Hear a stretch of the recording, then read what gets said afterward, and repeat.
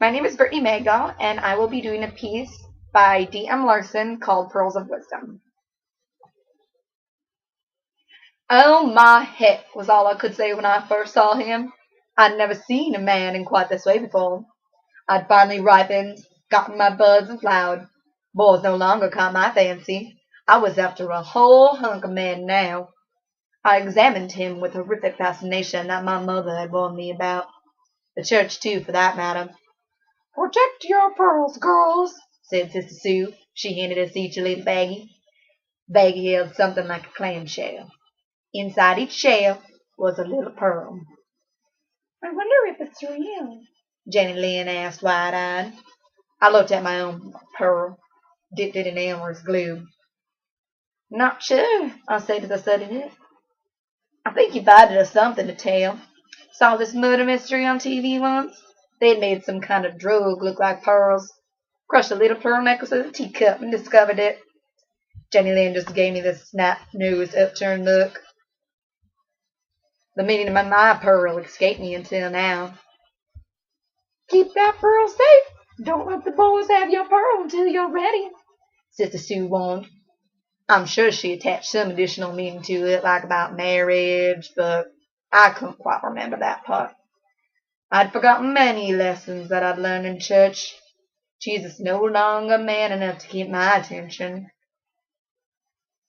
It was a cowboy that first got my attention. As I stared at this man, I grew hot and anxious. I about threw my pearl at him. "Take it! Take it! Take it!"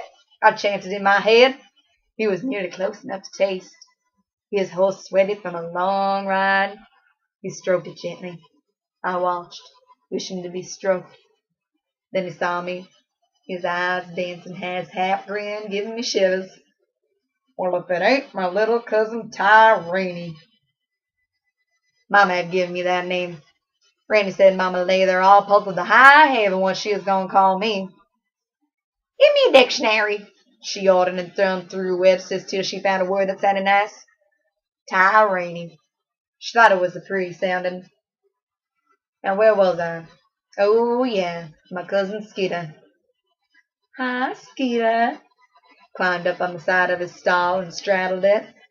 Skeeter stood it up and swatted me on the backside. "Thought out to be fine filly, ain't you?" I blushed. Still felt his hand where he had smacked me. I liked it. I wanted him to do it again. Skeeter leaned in close, so close I could have kissed him. His breath like beer and garlic mix. I could nearly taste it on my lips as I licked them. "Better hold on tight to your pearl or some guy's gonna snatch it." He smacked my rear again and headed out. I grinned uncontrollably. Please, God, let Skeeter take my pearl. But he never did. Though I wish he had.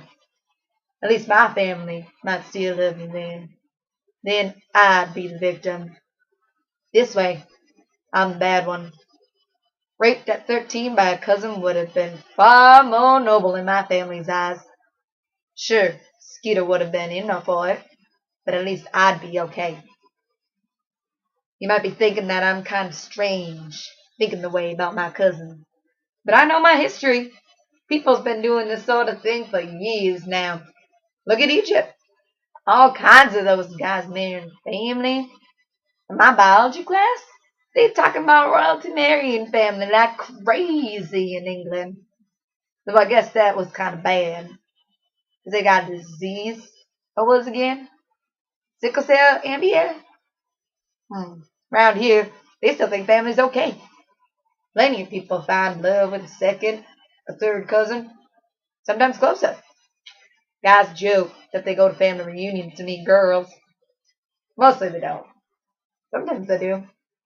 My cousin Brock has it bad. His parents are related somehow, and that's why Brock has fingers for toes and thumbs for fingers. Funniest looking hands you ever saw. We always point at Brock and say, "Now that's what happens when you marry cousins." This ain't nearly as bad as the Egglestons. Distance cousins from a little town in Idaho called Mud Lake. Not too many people that not related round there. Old Pop Eggleston's been married a few times. He's proud that his current wife isn't blood related. She's just his stepdaughter. But previous family encounters had given his family strange hands without fingernails. Bizarre-looking worms of hands. I'm like you all. I decided to stay clear from family. I shouldn't have bothered, though. I'm worse off now because of it. I'd met Buck at a party. I got drunk. Drunk on beer and garlic. Must have eaten 10 pizzas that night. Must have had 20 beers. Buck raped me. Oh, excuse me. Courted me. They don't have date rape in these parts. Here they call it courtship. Sure, Mama was a bit annoyed with old Buck.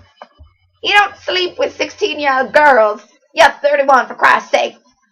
Mama gave him two options. Marriage or jail. He took the logical one, of course, for once in his life. Then slipped away. So here I am, married, with a kid, still with my mama. My husband is somewhere getting some other girl drunk, taking her pearl. One day he may come back, but if he does, God help his pearls, 'cause I'm gonna cut 'em off.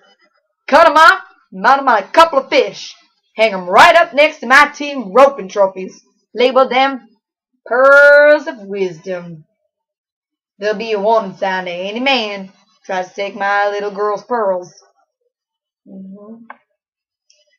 I often sit here, praying all men will die before my baby's old enough. My best hope for her is to become a lesbian.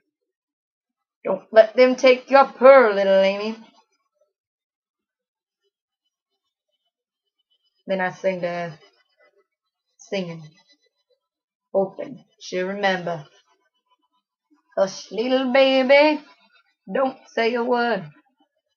Mama's gonna buy you a butcher knife. And if that butcher knife won't cut, Mama's gonna hit him with a pickup truck.